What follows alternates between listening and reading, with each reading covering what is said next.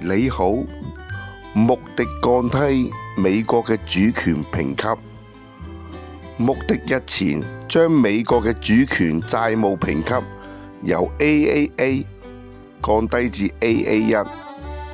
評級同芬蘭一致。非常感謝穆迪喺個政治環境較緊張下，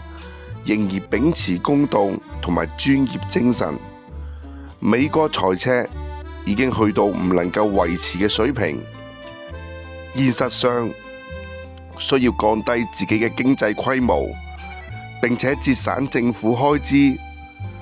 增加國民嘅消費稅去平衡預算。巴菲特作為穆迪嘅大股東，佢喺巴郡嘅股東會亦提及到美國嘅財政問題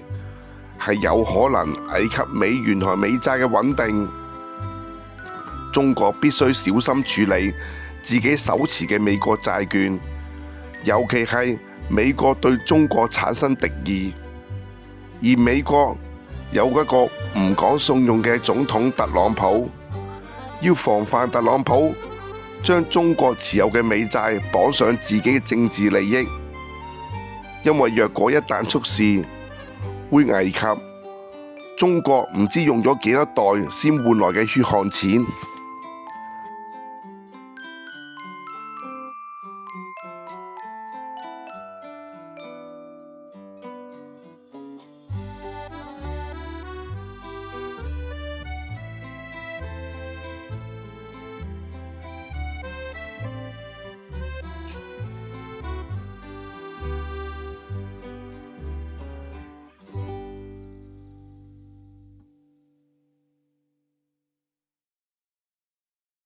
Sorry ass DJ.